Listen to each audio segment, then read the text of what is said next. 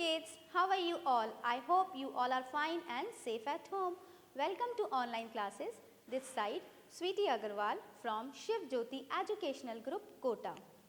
बच्चों, आज हम हिंदी व्याकरण में पाठ 8 वचन व विराम चिन्ह का दौरान करेंगे।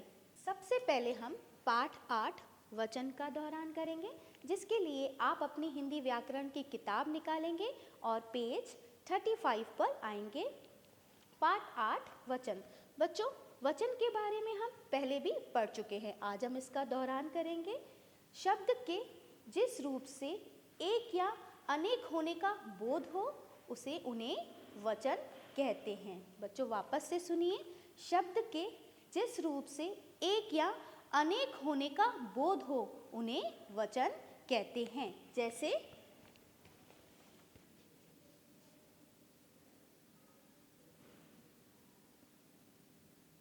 यहाँ चित्र देखिए, किसका चित्र है बच्चों? ये पतंग। किसका चित्र दिख रहा है आपको? ये पतंग।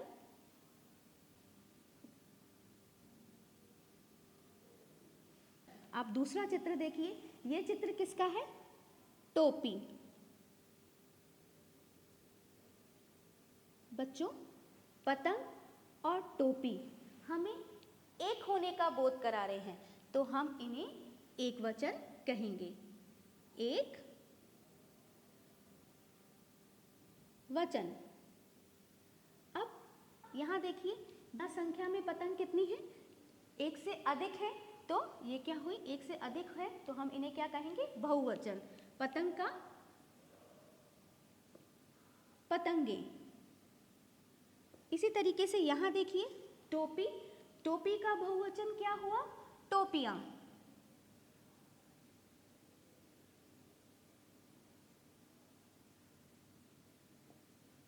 बच्चों, यहां देखिए, पतंग। पतंग का बहुवचन क्या हुआ? पतंगे। और टोपी का बहुवचन क्या हुआ? टोपियां। एक वचन, बहुवचन। शब्द के जिस रूप से एक होने का बोध हो उन्हें एक वचन कहते हैं, और शब्द के जिस रूप से एक से अधिक होने का बोध हो उन्हें बहुवचन कहते हैं। तो बच्चों, वचन दो प्रकार के होते हैं, एक वचन, बहुवचन। आपने देखा, जैसे बच्चा, बच्चे, लड़का, लड़के। तो बच्चों, एक के बारे में कहें तो एक, एक से अधिक के बारे में कहें तो अनेक, एक के बारे में कहेंगे तो एक, और एक से अधिक के बारे में कहेंगे तो अनेक। एक या एक से अधिक ज्ञान कराने वाले शब्द वचन कहलाते हैं। चलिए बच्चों, इसका अब हम बुक वर्क दोहराएंगे।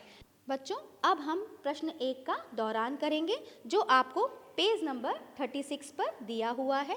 प्रश्न 1 देखिए, चित्र देखकर लिखिए एक वचन या बहुवचन। बच्चों, आपको यहाँ पे क्या है? कुछ चित्र दिए हुए हैं, उन चित्र को देखकर आपको लिखना है कि ये एक वचन है या बहुवचन।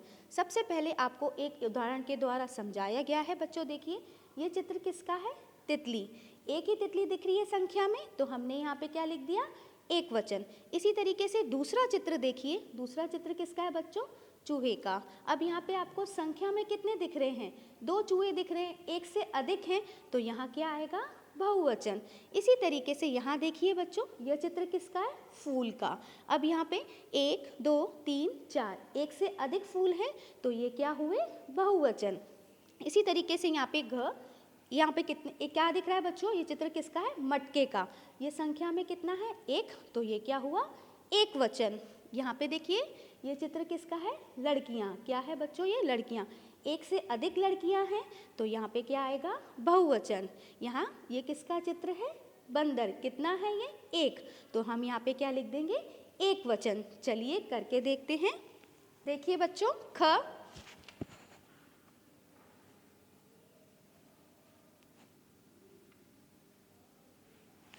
तो क्या आएगा यहाँ पे? बहुवचन।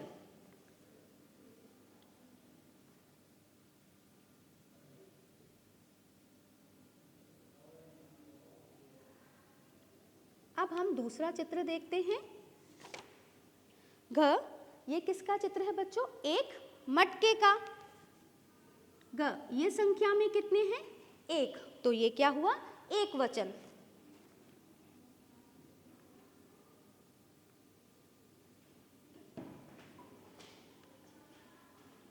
उसके बाद देखिए बच्चों ड़ ड़ देखिए बच्चों, ये चित्र किसका है? इस चित्र में लड़कियां हैं जो एक से अधिक हैं। एक से अधिक हैं तो बच्चों ये क्या हुआ? बहुवचन।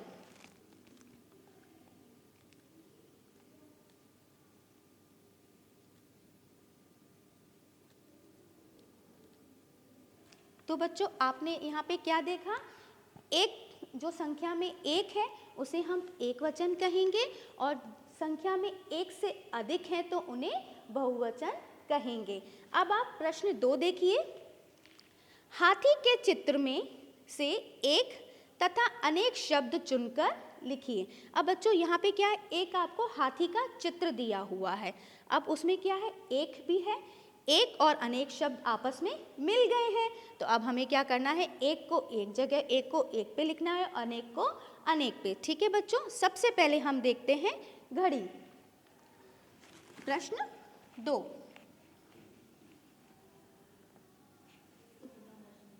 प्रश्न 2, एक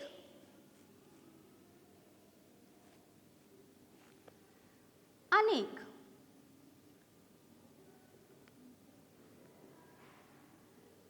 देखिए घड़ी, घड़ी किसका बोध करा रहे हैं? एक का।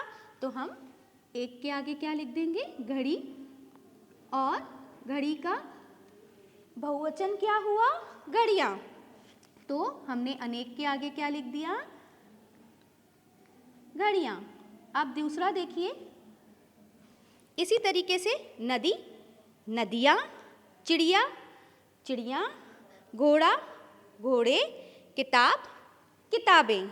अब दूसरा देखिए, चिड़िया,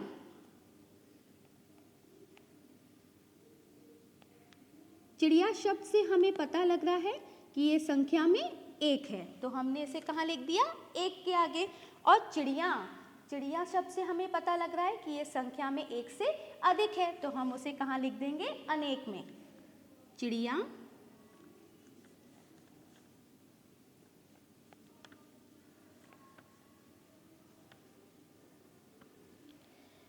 एक और देखते हैं, किताब। किताब का बहुवचन हुआ किताबें।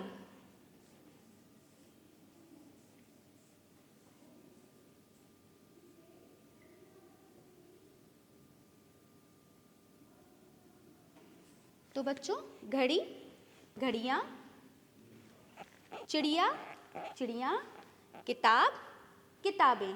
अब हम प्रश्न 3 बच्चों जो आपको पेज नंबर 37 पर दिया हुआ है, प्रश्न 3 का दोहरान करेंगे। चित्र देखिए और गिनती करके लिखिए कि संख्या में ये कितनी हैं, इनके नाम भी लिखिए। अब बच्चों इसमें क्या है? हमें इनकी संख्या भी बतानी है। आपको यहाँ पे कुछ चित्र दिए हुए हैं, उन चित्रों की हमें संख्या भी बतानी है और उनके नाम भी बताने हैं। सब ये चित्र किसका है? एक चूहे का। कितने बच्चों यहाँ पे चित्र में कितने चूहे दिख रहे हैं आपको? एक। तो सबसे पहले हमने संख्या लिखी एक और चित्र किसका है? चूहा। तो एक चूहा। दूसरी इसका देखिए बच्चों 1 2 3, कितने चूहे हैं? 3। सबसे पहले हमने संख्या लिखी 3 और उसके आगे क्या लिख दिया? उनका नाम, 3 चूहे। अब देखिए बच्चों यहाँ पे सबसे अंत में आपको कौन सा चित्र दिया हुआ है? तितलियाँ। कितनी तितलियाँ हैं? 1 2 3 4 5, 5 तितलियाँ। अब इधर देखिए 1 2 3, ये संख्या में कितनी है? 3 और चित्र किसका है? तितलियाँ, 3 तितलियाँ। चलिए इसे लिखकर देखते हैं। प्रश्न 3,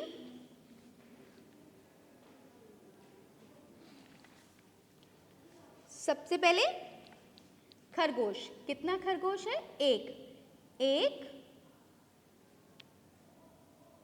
खरगोश।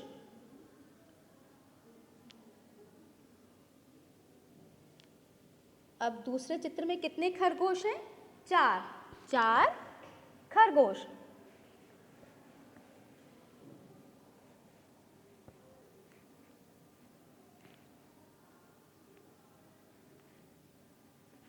4 खरगोश।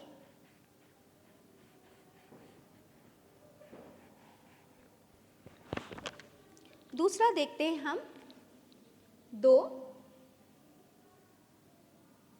पेंसिलें।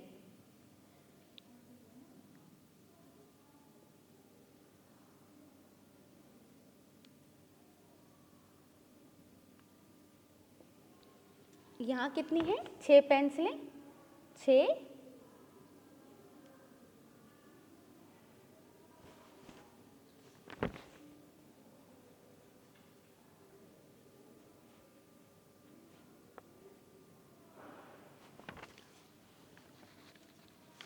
5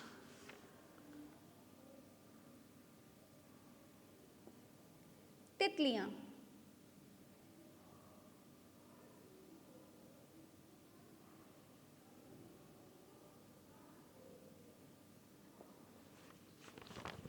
दूसरे चित्र में आपके पास क्या है? 3 तितलियां।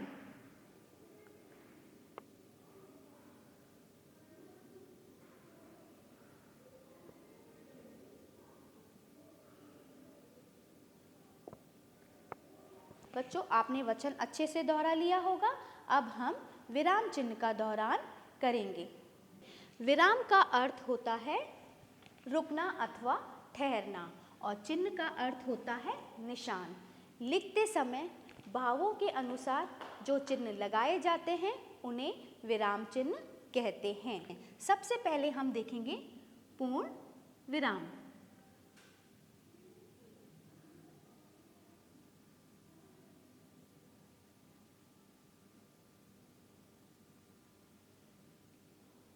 बच्चों, यह पूर्ण विराम का चिन्ह होता है।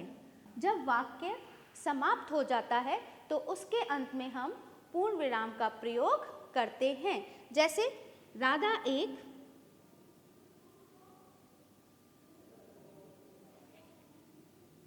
अच्छी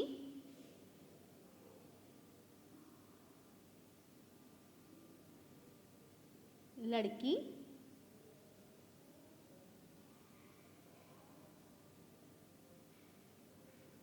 है।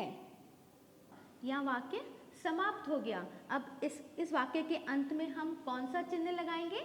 पूर्ण विराम का। कौन सा चिन्ह लगाएंगे? पूर्ण विराम का। हम दूसरा देखेंगे अल्प विराम।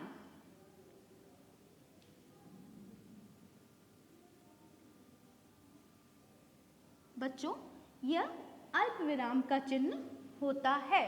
जहाँ थोड़ा रुकना पड़े वहाँ अल्प विराम का प्रयोग किया जाता है। बच्चों, जहाँ थोड़ा रुकना पड़े वहाँ अल्प विराम चिन्ह का प्रयोग किया जाता है तथा जहाँ बहुत सारी वस्तुओं को दर्शाना पड़े वहाँ भी हम अल्प विराम का प्रयोग करते हैं। जैसे गाय के घी से, जैसे गाय के दूध से घी, गाय के दूध से घी, लस्सी,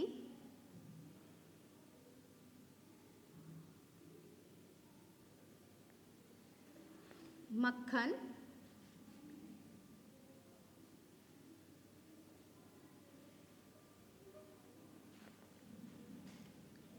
क्रीम और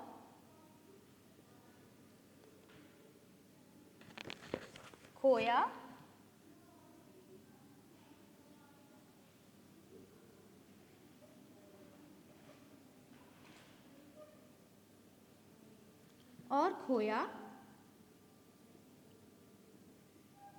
बनता है। तो बच्चों, यहाँ देखिए गाय के दूध से क्या क्या बन रहा है? घी। घी के बाद हम क्या लगाएंगे? अल्प विराम। घी, लस्सी, लस्सी के बाद भी क्या आएगा? अल्प विराम। मक्खन, मक्खन के बाद भी क्या आएगा? अल्प विराम। क्रीम और खोया बनता है। बच्चों, ये वाक्य समाप्त हो गया तो इस वाक्य के अंत में क्या आएगा? पूर्ण विराम। आपने यहाँ देखा ये सभी पदार्थ किससे बन रहे हैं? गाय के दूध से। घी, लस्सी, मक्खन, क्रीम और खोया बनता है। बच्चों क्रीम के बाद हम अल्पविराम चिन्ह का प्रयोग नहीं करेंगे, क्योंकि यहाँ क्या आ गया है? यहाँ और लगाया गया है। जहाँ और अथवा तथा लगा हुआ होता है वहाँ कभी भी किसी भी चिन्ह का प्रयोग नहीं किया जाता है। अब हम प्रश्नवाचक चिन्ह देखेंगे। अब हम प्रश्नवाचक चिन्ह के बारे में पढ़ेंगे। प्रश्न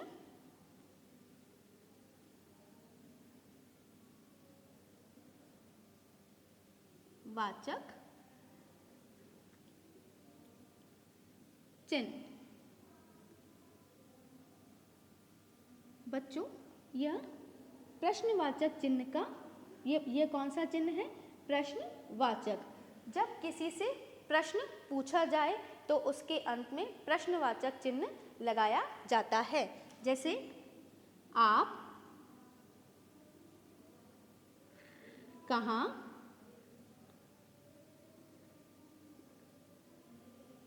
जा रहे हैं?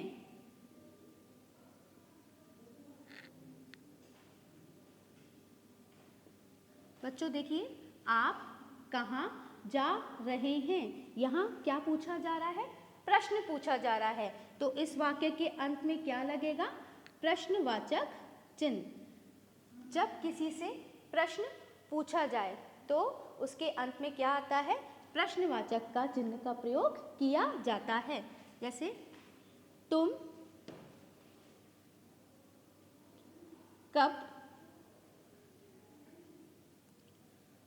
आ रहे हो?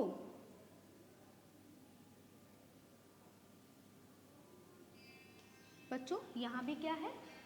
तुम कब आ रहे हो, यहाँ भी प्रश्न पूछा जा रहा है। तो इस वाक्य के अंत में क्या आएगा?